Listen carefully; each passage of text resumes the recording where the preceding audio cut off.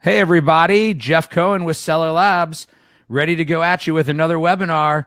We've got a really good one for you guys today, and I'm super excited to get started. So everybody should be already logged in. I'm going to start my screen share back up here, and we'll be ready to go.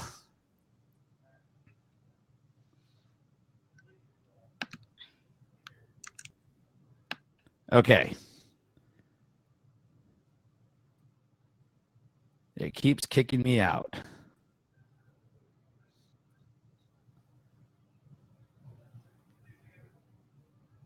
There we go. All right. Here we go. We're ready to rock and roll. So welcome to our webinar on messaging buyers. I'm super excited for this webinar for one gigantic reason. And the statistics from this webinar are going to show you what that reason is.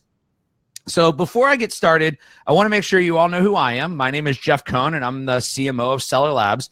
But more importantly, I want you to meet Cindy, because Cindy's the one who kind of uncovered all of this and started sharing all this around the office. So Cindy, take a second, introduce yourself to everybody. Hi, I'm Cindy. I'm the product manager for Feedback Genius and been with Seller Labs for about 6 months now. And I'm just so excited to be here. Anytime I get to connect with sellers, Amazon sellers and customers is a great day. Awesome. So here is what we're going to do. Let's see. My screen's, I'm in full presentation mode, so we're ready to rock and roll. What we're going to cover is we're going to talk about what's allowed and not allowed with buyer-seller messaging. Then after we kind of go through what's allowed and what's not allowed, we're going to talk about kind of like some trends that Cindy has found within the messaging application through all the messages that Seller Labs is sending, which is over 1 million messages a day, including subject line and including the timing of your message. So what is really allowed and not allowed?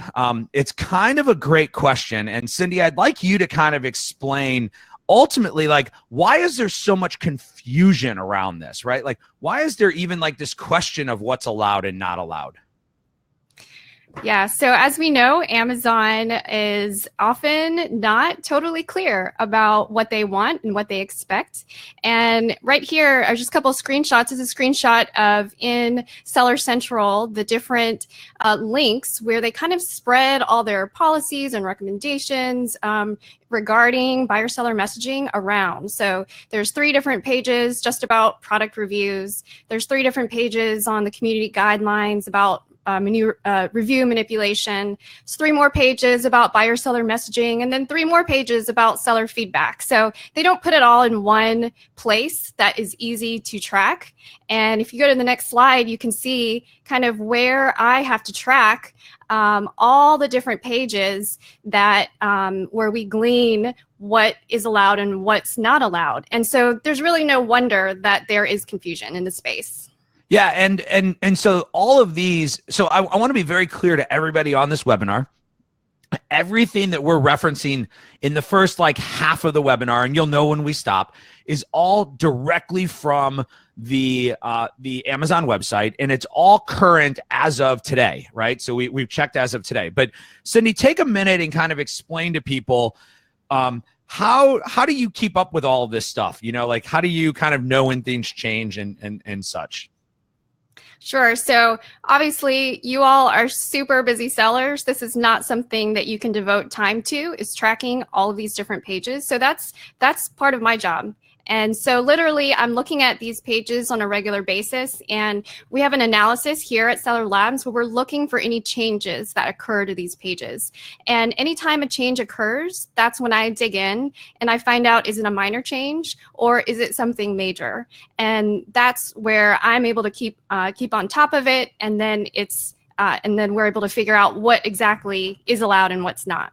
Yeah, and one of the things that I think is really important that I share with a lot of sellers when I speak at different conferences is there's what Amazon writes, and then there's what Amazon is intending.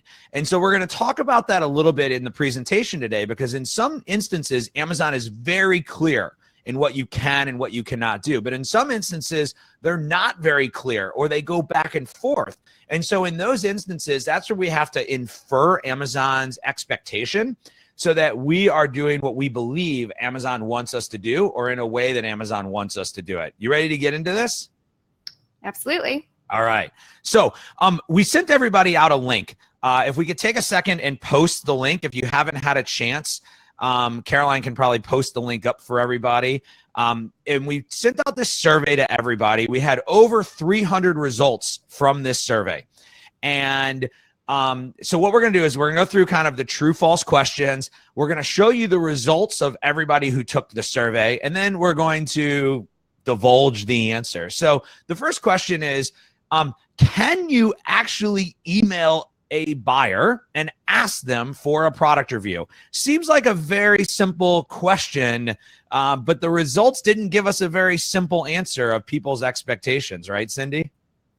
That's right. If you go to the next screen, you'll see actually what people answered. So of, more than 300, almost 400 people who responded, it is almost exactly half and half on just this basic question. Are you allowed to email buyers and directly ask for product reviews? So what's the answer? Are you allowed to actually email buyers and ask them for a product review? What do we think? It is true. Yes, there's no question about it. Sellers may email buyers and directly ask for product reviews. Feedback Genius is in the App Store. Our product has been reviewed by Amazon. And so it says here directly on this page about product reviews. If you decide to ask a buyer to leave a review, and it tells you what you're not allowed to do. You can't incentivize them. You can't ask for just a positive review. You can't ask just from people who had a positive experience, and no offers of incentives like gifts or discounted products or any type of reward. But yes, you can absolutely ask for a product review. Right. And this is where Amazon is, I guess, a little bit vague, because they don't say you have permission to write a review, but they say that if you decide to ask for a review, here's what you should and you shouldn't do. So that gives us the inference that this activity is okay. You're actually allowed to ask for that review. It's what's more important is what you're not allowed to do when asking for that review. So that's pretty important for you guys to be paying attention to. And we're going to get into some more of that as we move along. Ready for our next question? I am. Great. Okay. So when you actually go to email a buyer, can you include a link to your Amazon product detail page or maybe like your storefront page? That was question number 2. This one really blew me away because everybody who answers, almost 70 or 85% of the people believe that this answer is true. I can send a link to a product detail page. Cindy, what's the answer? Right. It seems like that makes sense, right? You can refer to the product that they purchased. The answer is actually false. And so it says right here that you cannot, the things that you cannot include in your message, and very clearly there it says links to Amazon detail pages or storefronts. And this is a little bit of a newer change, and it's related to the fact that Amazon doesn't want you to do anything that could possibly encourage another order or be interpreted as promoting or marketing. So you're not going to be able to send them to a product page or storefront page. And I will clarify that it is okay to have a link that goes to the product review page. So you can send them directly to review a specific product, but not to the actual purchasing page. Yeah, and we don't know exactly what Amazon's trying to do when they're doing this thing, but what it's telling us is that Amazon wants the email to be very specific to the purchase, not promotional and marketing in any way, and that when you link people to a product detail page or a storefront page, you're encouraging them to do additional shopping, and that is what Amazon does not want you to do. So my guess is that this addition for this link is actually an extension of the 1-2 below, which is that any marketing or promotion. And that's basically how I interpret this rule. Ready for question number 3? All right. All right. Love the Oprah here. Is it acceptable to email a buyer with a coupon code for a future purchase? Now, to me, I knew this answer immediately, and I was shocked by this result.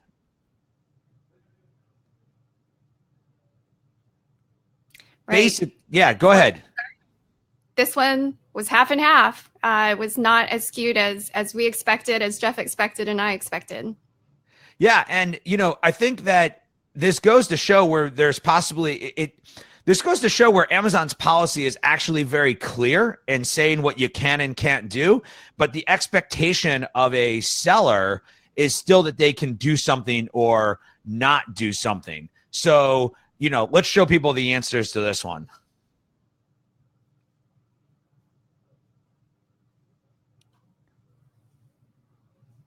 So the answer to this one is false. You cannot send a coupon code for a future purchase to a buyer. That's pretty cut and dry within the language that Amazon has, right, Cindy?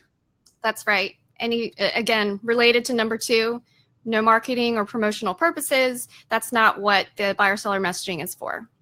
Yep. Great. Let's go to question number 4. Sellers may only send one message per order requesting a product review. So again, our data is kind of a little mixed, right?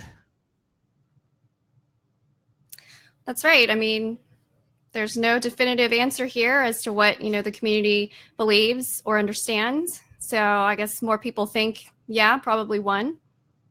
And this one's actually a little bit more interesting, right? Because what's the answer to this one, Cindy? Well, this one was actually extremely interesting because when we started putting together this webinar just 2 weeks ago, this was a screenshot from the Amazon page where it says here, you are allowed to send one email per order to request a customer review. So they're pretty specific there.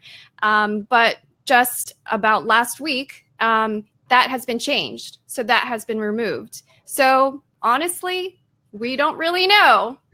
Yeah. And listen, we look at the intent, right? Like we kind of talked about earlier. So this is a great example. We saw this change. They actually removed the whole 4th bullet that we're showing you. This whole bullet was removed, which I guess kind of reverts us back to the old way. But we look at this and we say, well, they posted this at some point in time with some type of meaning and some type of purpose. So, we're sticking with the business recommendation, the best practice that you should only be sending one message per order. So even though the policies don't specifically state one email per order, we still recommend that as a best practice. That's right. It is our recommendation that you stick to one message per order and just be careful. We know that this language was put out there at some point and then it was pulled back. So there's ambiguity there. But our hopes is that the results of this survey we're actually going to share with Amazon, and maybe that will lead them to provide more specifics. Now, it's pretty clear that there is ambiguity and misunderstanding. Yeah. Great. Let's keep going. Let's go to question number 5. So is it against TOS to use a statement, if you are happy with your purchase, leave a review. If you are unhappy, please contact us so we can make it right? It's a pretty common statement that we see in messages here, right? So more people think true. Some people think false. And the answer is true. That is against TOS. And this is, again, another update that Amazon has made more recently, where they actually stated that if you are trying to divert a negative review, that is against the TOS. And so that's what the statement, if you are happy, do this, if you are unhappy, do that, is trying to do. You're trying to push your negative reviews to one direction and your positive reviews into the review channel. And Amazon wants the integrity and the quality of the review system to be true to what's happening in the marketplace and not to be affected by how we're making statements to our buyers. Right. That's similar to asking for only positive reviews, right? Yeah. It's trying to get positive experiences one way and negative another way, even though, it's great customer service, but it should definitely not be worded this way, or, the ask should not be made this way. Yeah. So I just saw a great question come up from Ven. So I want to just hit this up right now. They said, does Feedback Genius automatically make updates to our system to restrict things like multiple contacts, multiple emails being sent or something like that? So the best way for us to describe it is that Feedback Genius will change the options that we give you. It will change the features that we have, and we notify you of those changes when they occur. But we are not police. We are not restricting you in what you can or cannot do. So we do not have any kind of governance on our email system saying you can only send one email. You are at the person who's taking the risk if you choose to send more than one email. And we're doing things like sharing information through this webinar to make you aware of changes that are happening. The days of set it and forget it for email messaging are gone. You have to be paying attention to what's happening in the marketplace and what's happening with Amazon's policy. And more importantly, you need to be taking action when those changes occur. So we're going to talk about that at the end, that what can you do about all this? And what you can do about all this is that you need to go and update your messages based on what you learned today. All right. Question number 6, almost done with our 7 questions. If a buyer leaves a negative review, is it okay to resolve their issue first and then politely ask them to remove the review?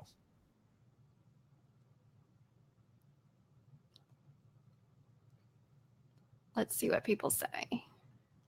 Oh, looks like about half and half. A lot of confusion there again. Can we, not even asking to incentivize, not pressuring them to remove it, politely asking after we resolve their issue? And the answer is false. We may not. When it comes to product reviews, buyers can change their reviews at any time. Obviously, it's best practice to try to resolve any type of customer issue, but when it comes to product reviews, you're not going to be able to ask them specifically to change it. Yeah, now this is actually in contrast to what Amazon says about feedback. And so, it's important that we kind of address both of this so that everybody understands. Amazon actually states within their monitoring feedback context that you can make one polite request to have the feedback removed. But they're very clear in their reviews that says buyers can change their reviews. However, you may not ask them to change their reviews. So one of the questions I get asked a lot and is about this. And typically what I tell sellers is exactly what Cindy just shared. Resolve the problem. That's number one. Be a good customer support, customer success, steward of the game and make the customer happy. When that's complete, you can send them another review request, but you cannot state in that review request, thank you for retrying this product. If you think that it's gotten better, please write me a new review. You have to just be very clear in saying, thank you for buying the product, please review it. When the buyer goes to write a new review, it will automatically remove their old one. So just be very, very careful because it's semantics. Be very, very careful in the language that you use when reaching out to somebody who's already left a review that may have gotten a secondary purchase from you. So if you went and you gave them a refund, you sent them a new product, and then you want to ask them for another review, just do it in a very non-binding way, not asking them to remove what was already there. All right. Let's get to question number 7, our last question for the day. Amazon may strip links in a seller message if that link goes to a third-party website. This was the one that most everybody had the answer to, right? I would have loved to have seen these kind of answers for every question. And were they right, Cindy? Let's see. 99% of people were correct. It is true. Yes. So it's pretty clear on that. We know that, you can't hide it in, behind your logo. Don't link to your Shopify site. Don't, put a link to your Instagram or anything like that, or any type of third-party website. It's just simply not allowed. they will either strip the link so that it doesn't go anywhere, it's not live. And then we also have a screenshot of what might happen whenever a message links out to an outside source, not Amazon. Then they get this, crazy, scary redirection warning link, and that's not a great experience for your buyer at all. Yeah, so Michael just asked a question, what about linking to UPS or FedEx with tracking information? Anything that goes to a third-party link, a third-party URL, is going to see this pop-up message that you see. So it's very critical that you should be a buyer of your own product, right? So go buy your own product and see what your email messages look like. We're going to actually talk about that again in a minute here. But look and see what's happening. You should not just be going into a system and setting links and hoping for the best, because this is a really bad user experience. And my guess is your review rate is really low if you're using any type of third-party link right now. All right, so as of today, October 25th, let's just kind of recap, Cindy. What can we do? Right. So all the things that we can't do, but we're not totally limited. We can send an automated follow-up email to a buyer. You can ask for a review, and you can provide customer service through that message. You can provide value to the buyer through that message. We're still allowed to connect with our buyers, and that's a great touch point. And you can build brand awareness and loyalty through these messages as well. Yeah, so I'm seeing a lot of questions in the pop-up of what's kind of happening right now with everything we just kind of went through. So I'm going to ask our admins if they have one or two that they think kind of encapsulate everything that's coming through. Go ahead and post them for us on the admin side, and we'll answer them. The one that I just saw come through that I thought was really interesting was, is it okay to have a two-step strategy, right? So this is a strategy that a lot of sellers have been implementing for a long time. Send a first message with some content in it, follow up with a second message asking for a review. So I have probably been preaching that for a long time, that process is one that you should do. I've changed. I have changed all of my messages to be a single message. If there is a reason, if there is a good reason that you need to send more than one message, then go ahead and send it. Amazon does not want us sending a bunch of messages to the buyer. And while they have not completely defined, as we showed, one message or many messages, it's our recommendation for best practices to get it down to one single message. So that's our recommendation. And while the policies are not crystal clear on that, it's still our recommendation for best practices, because we were pretty sure that Amazon would come and define it as one message. They did. Then they removed it. Our guess is it will come back. So let's see if there was any questions of some things to see. Okay, so what percentage of buyers opt out of buyer-seller messaging? So we don't know the answer. What's being asked in this particular question is, Amazon provided buyers the ability to opt out of messaging from third-party sellers. And we don't know that. I've seen sellers with it being as high as 70% and other sellers with it being 50%. We don't know that exactly. But, I can tell you that an industry trend, if you ran like a Shopify site or you had an e-commerce website, is only about 12% of your users will actually opt in to your emails. So Amazon kind of reversed that and forced them to opt out of emails. And so they just don't want to receive the email from you. It just makes the emails that are getting through that much more valuable. We do have an auto blacklist feature. So people that are asking to not receive messages don't receive the messages. And we also work with Amazon's blacklist, which is the opt-out feature. And Amazon will block any messages that people have told Amazon they don't want to receive that. All right, let's see if we have any other questions. A lot of questions around the timing of reviews. So we're going to cover that. I'm not going to get to that right now. So the question is, does Feedback Genius have any type of event around a refund? So Cindy, do we have any filters around refunds? Yes, you can send messages based on a return that's received Yep. back. And you can also exclude messages if that refund occurs, right? That's right. Yeah. Great. So that kind of answers a few of the questions that have kind of been popping up, and we'll definitely get to more Q&A here at the end. So let's keep going with our presentation. All right. So we talked about it earlier. We send over 1 million messages a day.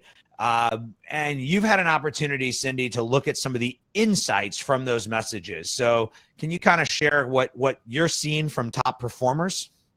Sure. So we had the opportunity to analyze about 80,000 unique messages that we're sending out, and today we're just going to focus on open rates, because that's definitely a question we get all the time about what is a good open rate and how do I get a better open rate. So we're going to look at highest open rates and the subject lines, successful subject lines of the most successful messages in terms of open rates, as well as the triggers that they use and timing and ways that you can get some insight into how your messages are doing based on timing. Great. Let's take a look at that. So we get this question all the time. What is a good open rate? That's right. What is a good open rate? Well, what we can say is, according to our data, the average is about 8%. And sometimes that surprises people, but that seems to be a really good percentage to kind of shoot for. If you're doing around 8%, even higher, this person has 12%, around 12%. That's really good. So that is a good kind of good benchmark to go by. Yeah, and the caveat that we put to the 8% is that 8% open rate also includes all of the bounced emails. So when people say my messages aren't getting through, if you're getting an 8% open rate, that's 8% of the messages that get through. Typically at Stellar Labs, we see a 30 to 40% open rate. But remember, we have very highly targeted messages to a highly targeted list. My guess is that most e-commerce companies are going to see somewhere around a 15% open rate. So while ours is lower, it's also including all of the messages that never get delivered. Mm-hmm. That's right. Okay. So can you kind of go through some of the subject lines? And the reason we focus on subject line is that if you are interested in improving your open rate, you have to work on your subject line. And the reason why is that most people with email clients, all they're going to see is your subject line, and that's going to determine whether they're going to even take a minute to look at what you have to say. Right. We know that everyone, including yourselves, know that all of our inboxes are pretty much inundated with hundreds of messages, maybe daily. So the subject line is important. So these are some subject lines that I pulled from our most successful. I mean, these are people who are kind of hitting messages that are hitting around the 20% open rate. But of course, it depends on the brand. So you got to do a little bit of testing, but it's nice to kind of see and look at the data and see what subject lines are working well for some people. So this is based on the trigger confirmed. So after a delivery is confirmed, and I'll just give you a moment to kind of glance over and we'll talk about some of the things you might notice, some themes that you might notice. And Cindy, why don't you explain for people not aware the brackets when we have like first name, brand name, product name, those brackets. Can you explain kind of what those are for people that may not be aware of that? Sure. So the double brackets, those are the variables that are within Feedback Genius that you can simply put into a message, and it's going to pull in dynamically the first name of the person you ordered, the product name, so you don't have to set up a message for every single product that you own, unless you wanted to target the message differently. But for the product name, you can set up, a generic email, and then the product name gets pulled in, and so that obviously putting that into the subject line is going to make it a little bit more personal. It's going to trigger someone's memory that, oh yeah, I ordered that. The single bracket brand name, that is not a variable. That was something where I took the actual brand name out of the subject line. So that would be where you would just put in your brand name. Awesome. Thanks, Cindy. And there's some other triggers that may also change what we're going to say in our subject line. So here's some of the ones we have for the trigger of shipped. And remember, you guys, we're going to share the deck with you. So you'll get all of these subject lines. So don't feel like you have to write them all down or take screenshots. We're going to share them all with you. But notice that when people are getting this stuff on shipped, it's a lot of stuff around FAQs. It's a lot of stuff around extra ebooks or something extra to the purchase because the product has been shipped, but it hasn't actually been received yet. Yeah, this is nice. I mean, this is when people are most excited about their order. They've ordered, they haven't received it yet. They're anticipating, they're excited, and so I kind of love that last subject line there. It gives this, it kind of plays on that excitement there and builds that brand awareness. But yes, there's a lot of people here who are attaching, who are adding value to their message by sending out something helpful. So delivered means that we know order confirmation delivery. The delivery confirmation has occurred. One of the competitive advantages of Seller Labs, even 5 years later over all of our competitors, is that when we tell you the product's been delivered, we actually have confirmation from USPS, UPS, FedEx, and about another 100 different delivery systems that the product's actually been delivered. And what people don't understand is that most other systems, our competitors, are using Amazon's estimated delivery as their delivered trigger.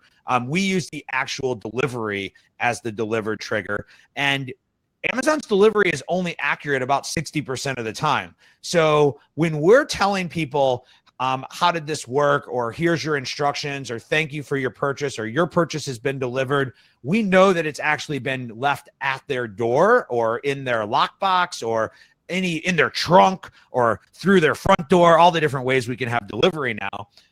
We actually know that it's occurred. So this allows you to actually speak to your buyer and say, hey, you've got the product, now here's what you need to do with it. And so that's what these subject lines are triggering. Yeah, anytime we can be more relevant with our shoppers and, kind of be more timely and know exactly what their experience is, the better, right? So if we know that they have definitely received their package, and it's not like a 60% chance that they got it, then the more confident we can be in our messaging. So all this data, right? 80,000 messages and some top performers when it comes to subject lines. What were the overall trends that you saw that the top performing messages had? Because one of the things I like to tell sellers is don't try to mimic exactly what somebody did, because they did that for their brand and their voice and their message and their buyer. You need to do it for yours. So let's look at, in general, what can we learn from all this? Right. So from our analysis, these are some of the themes that we really noticed. They're personalized. They're using those variables. And I think we kind of, there was a page that showed that you can put in the first name or the buyer name and really, call out to the buyer. There's a reference to an Amazon order. So, there's some authenticity there that goes with the Amazon name. And of course, it is an Amazon order. So by calling that out, it's attention grabbing. It's proactive. It's considering, issues that may or may not come up. So here's frequently asked questions. Here are ways to take care of your product. There's some urgency. There are, the word important in there. And this one is a little interesting. They're a little bit vague. I see sometimes subject lines that just call right out, hey, will you leave me a feedback? Will you leave me a review? Well, buyers may just look at that subject line and say, no, I don't have time for that, so I'm just not going to open it. So it's kind of nice to stay a little bit vague on that, to get their interest so that they'll open it up and get to know you a little bit before you make that ask in there. And then, of course, the value add. And we'll have a page right after this that has some ideas, but, get creative. There's so many ways now, no matter what your product or industry is, where you can add value, where you can give tips or anything like that will get really show your customers appreciation for them and take care of them. Okay, so we want to be personalized, we want to reference Amazon, but we want to be vague enough that we still pique their interest to want to go learn more. That's right. It's part of the game. Let's talk about value add. You talked about value add. Let's talk about some best practices, some ideas. Oh, I had it backwards. Sorry. Okay, let's talk about personalization. We talked a little bit about using buyer names and personalization. One thing that I want to kind of add to this is that Amazon is starting to make some changes around the data that tools like ours can have and how long we can have it. Think back to, Facebook 12 months ago, and all of the data and the data breaches that occurred. Amazon is working to secure their seller data or further secure their buyer data. And so now they only give us this data for 30 days. So you have a recommendation for personalization based on that, right? Absolutely. So, use those first name variables, use the buyer name variables, but it's critical to keep your messages within 30 days of the order. After 30 days, those variables will no longer, be replaced with their actual names. So, and that's just best practice overall. You want to keep your message relevant and current to the customer. Most people don't want to be messaged 2 months later about the socks that they bought or something. So keep it within 30 days of the order, and you'll be in line with Amazon's intent as well. Awesome. So let's look at the next one. Product short names. This is another recommendation, something we see a lot of sellers do and do wrong. So let's talk about the feature in Feedback Genius called product short names and kind of how it helps. Right. So this is, an example right here. We like to stuff product titles full of all those great keywords. But if you're going to use it in your subject line, this is what on top here, this is what it would look like with all of those, let's see, 119 characters, right? It's going to be cut off. It's not very compelling. But if you use the product short name, which Feedback Genius allows you to do, then you can actually replace that with anything that you want. But, kind of a nickname that's going to be a lot more eye-catching, that's going to be a lot more, friendly for that buyer to want to click on it. Okay, great. Let's show people, like, if I want to use a short name, how do I actually set that short name up? Sure. So in our app, right in the products page where we have all the products listed, right in that space right there, that's where you add it in, as simple as that. And you click save, and it's going to replace any of your variables that refer to the product with that nickname. Awesome. And so this is something that is like an immediate takeaway from this. If you haven't set up short names, you should go in. Okay, so Cindy, I have 1,000 ASINs. I don't want to go into Feedback Genius and do this. What should I do? You don't have time to put them in one by one. That's right. So we have your back. Just send a CSV with 2 columns, 1 column with the ASINs, 1 column with the short name that you want. Send it over to our support team, and they'll get it right uploaded for you. Awesome. Thank you. We call that a softball question. All right. So we talked a little bit about some of the things we can do to make our message better. What are we learning from the insights about triggers and which triggers we should be doing? Okay, so just based on open rate, as the analytics that we're looking at, confirmed and shipped are going to have the highest open rates for triggers.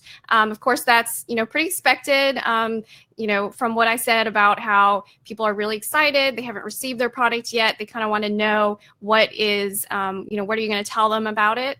And of course, that has to be balanced out with the fact, what's the purpose of your message? So, we're still recommending that one message. And so if you're wanting to ask for a product review, you obviously want to go with a delivered trigger. Yeah. So again, if you're going with the confirmed or shipped, the product is not in the user's hands.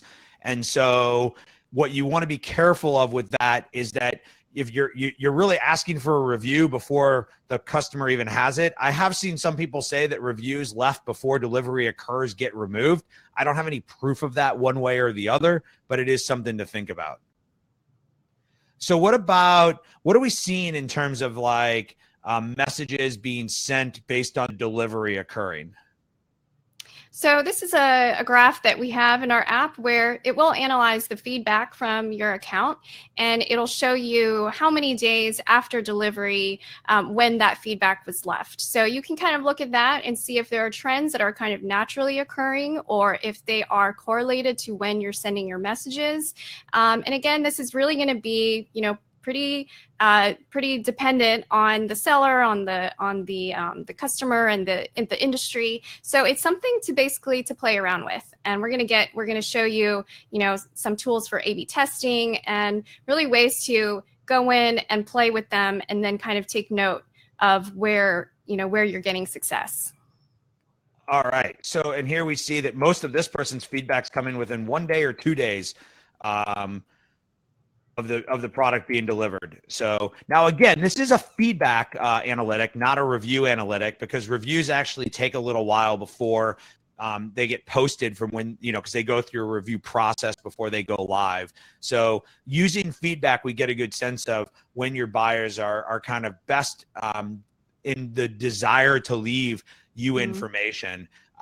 Also remember that it depends on your product, right? So I like to say the best time to ask for a review for a toy is like the minute it gets delivered, because your kid's excited about it. And by 3 days from now, they don't even remember the toy was purchased for them, right? If you have shampoo, for instance, I don't want to ask the day it's delivered because I haven't had time to actually take a shower and use the shampoo. All right. We're almost wrapped up here. Let's talk a little bit about A/B testing. So I've come up with some new subject lines. I want to see which one works best for me. Feedback Genius has a feature that allows you to do A/B testing. Can you talk a little bit about it? Sure. So you can take a message, you can duplicate it and make another copy, and and change that subject line. There are two things that I would recommend kind of testing, not at the same time, because obviously you want to know what the success is attributed to. But I might do a test on a subject line, or I might do a test on the trigger and the time, maybe immediately after delivered or 10 days after delivered, and test that. And then we have a column there where it shows you the open rate. And so you can compare. I would recommend waiting about 30 days or so, depending on the volume of your orders. Yeah. And so the other thing to remember with testing is that, like Cindy said, the more variables you add, the harder it is to test. So the recommendation is to either test the day the email is delivered, or the subject line. Again, if your goal is to increase open rate, then look at your subject line. That's where you're going to get the biggest response. Mm-hmm. Awesome. And so here's where it occurs. It's actually an advanced feature within Feedback Genius. We have a tag in here that you can learn more about it. What I would say is that if you're interested in this, then what I recommend is that you do some research. And if you have questions, reach out to our customer success team, because this is not something you want to, you don't want to mess up your account. So you may want to ask a couple questions before you get started. That's right. Awesome. So let's just kind of recap some takeaways, Cindy, that our buyers here, our sellers here can use to do something tonight, immediately from this webinar, get some return on their investment. Yeah, so we want this webinar to be actionable for you, to give you some easy things to take away that, you might implement one or many of them. So the first thing is update your message to be TOS compliant. Let's make sure that all of these true and false statements that we learned about today, that your messages are up to date on that. Another is you could go and create those product short names. You could test new subject lines and then play around with value adds to your email as an attachment or even as a product insert. And to make all of this really easy for you, we created a free checklist, a TOS checklist. Go and audit your messages, and we're going to offer that to you today. Awesome. Yeah. So anybody goes to sellerlabs.com/TOS will get that checklist. It's kind of a recap of some of the stuff that we kind of covered at the beginning. Gives you kind of a little bit of a 1, 2, 3 for you to go look. I think the biggest takeaway is that if you have not looked at your buyer-seller messaging in some period of time, you need to go back in and do this, because we actually find that a lot of people just kind of stop looking and they kind of expect it to be working the same way that it was working a year, 2 years, 3 years, 4 years ago, and it's not. And we're here to help. If you go back into your Feedback Genius account and you see something, you have a question, reach out to us. If you turned off Feedback Genius and you want to get going again, we'd be happy to take you back as a customer. But ultimately, what I want people to get out of this is to understand what the terms of service are and what you need to be doing to remain compliant. Because it's a rapidly changing world, and the rules are definitely different than they were even a week ago, or 6 months ago, or a year ago. So with that, we're going to jump into some general Q&A, and I'll answer some more questions that you guys have. So my team can queue up a couple of questions for me. So one of the questions was, is it okay to add a guarantee in a message? And Cindy, if you're not sure, you're welcome to throw the ball back to me. Yeah, I'm going to throw that back to you. Let's see what you say. Okay. So in terms of a guarantee, again, anytime, like when sellers, take a deep breath, just say it correctly. Okay. When sellers are trying to figure out how to skirt Amazon's terms of service, you're typically leading yourself into a place where you may be okay today, but you won't be for the future. So my question is why are you offering a guarantee, or what are you trying to get out of that guarantee? If you're trying to use that guarantee that says your satisfaction is 100% guaranteed, contact our customer support, please write us a review. Maybe you're not providing that if-then language, but you're still trying to funnel your stuff one direction or the other. And so maybe you're not in a strict violation, but you're probably putting yourself into a gray area, and you need to ask yourself whether you want to play ball in a gray area or not. Amazon's policies will never answer every type of situation that can come up, and that's where you have to use your own brain to fill in the dots. I always say WWJBD. What would Jeff Bezos do, right? So we have to go and put ourselves in front of Amazon, and we have to defend what we do as a company and explain how our customers are using our products. And we're comfortable that what we're providing is in compliance with in terms of service. If you had to do that, if you had to respond to somebody who said what you're doing is not in terms of service, do you feel comfortable doing that? And do you feel you have a defendable position in doing that? If you don't, then err to the side of caution and stay compliant. That's the way I would answer that. All right, let's see what else we got. What to do if I don't see all of the items listed on the product tab of Feedback Genius? It's a really simple answer. Click the sync button. So in the products tab of Feedback Genius is all the products. If you do not see all of your products listed, click the sync button and it will go and it'll do a resync of all of your products. Sorry, I misunderstood the question. I thought they meant the menu, but yes. Gotcha. And if you have too many products, if you have more than 250 products, then same thing. Contact customer success and we'll get it uploaded for you quickly.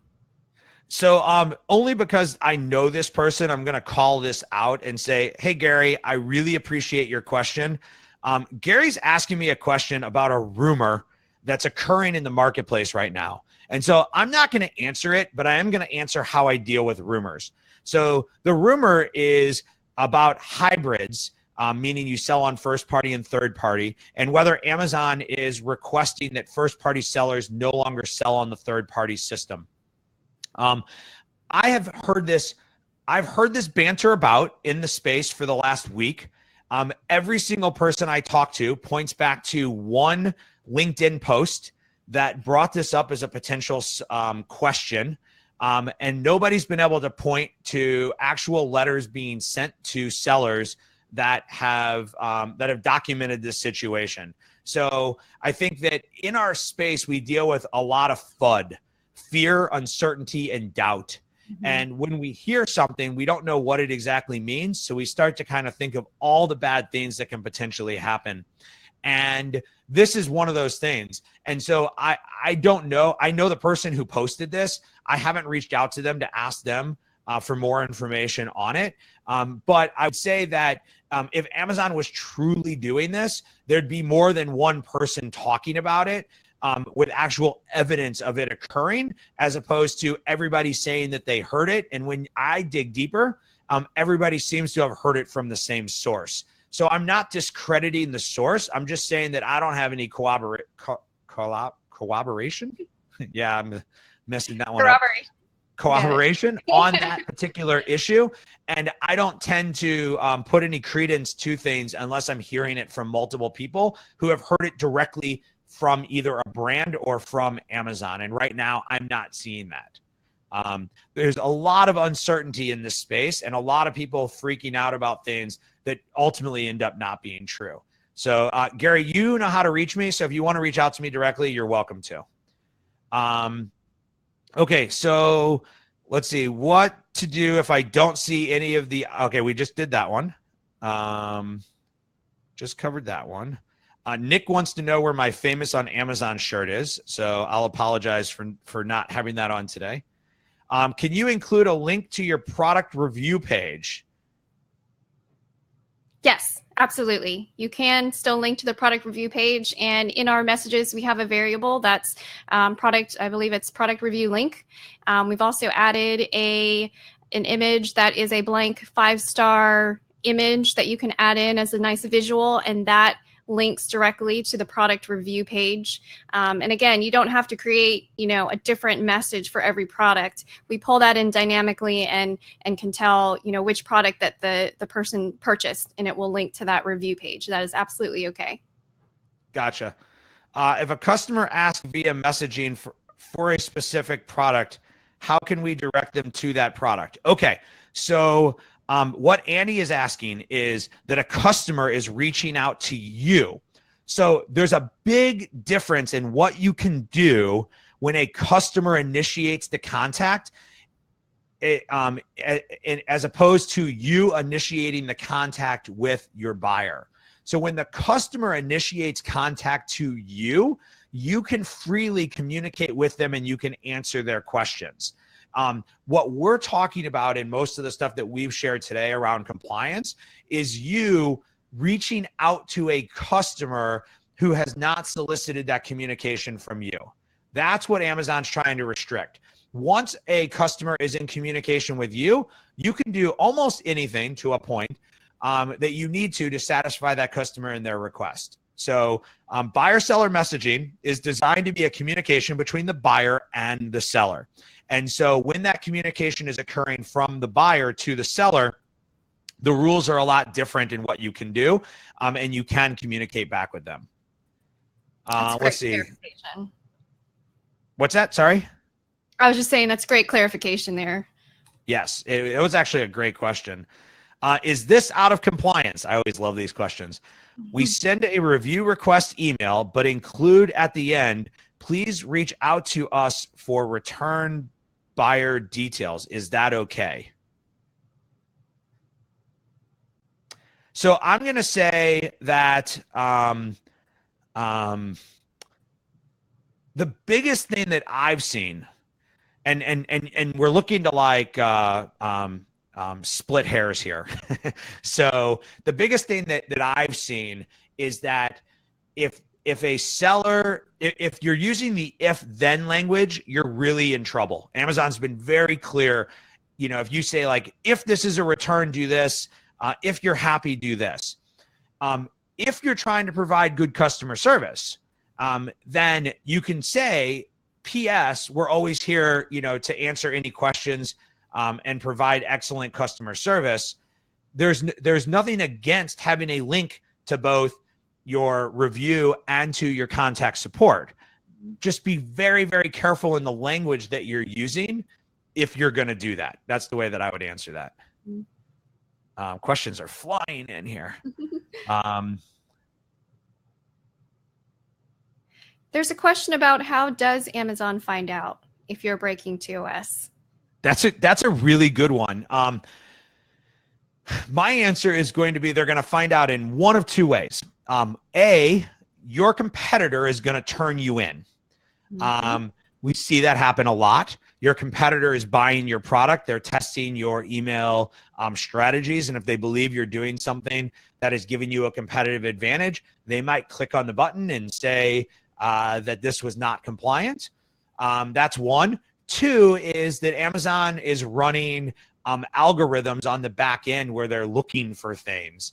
And when they do that, they make sweeping changes. So it kind of depends on what you're doing, how bad you're doing it, and stuff like that.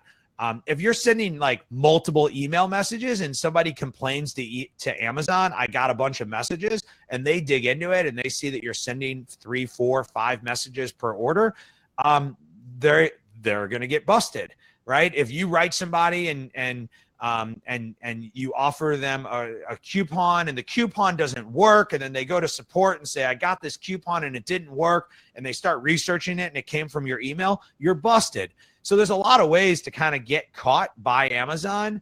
And again, like if your job, if you're trying to say like, how do I break TOS without getting caught, then I guess you're off on your own.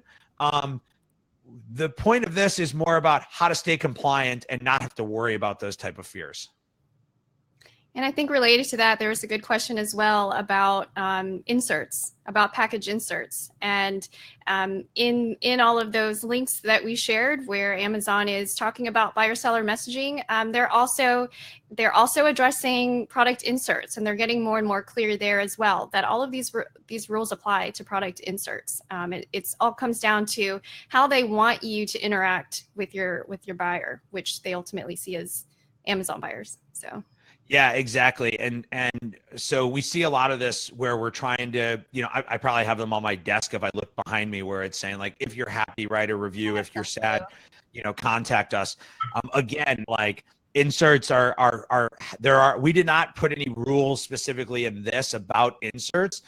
It's something we can cover in the future. But I think, Cindy, you kind of handled that correctly. And somebody said like, what are inserts? Inserts are things you put into your package, right? They could be an attachment that you have to an email. I've seen people try to hide links and coupons inside those PDFs. Don't do it. It's against TOS. Or they include it inside their packaging as well. Okay, so we're going to end on this question. I don't understand.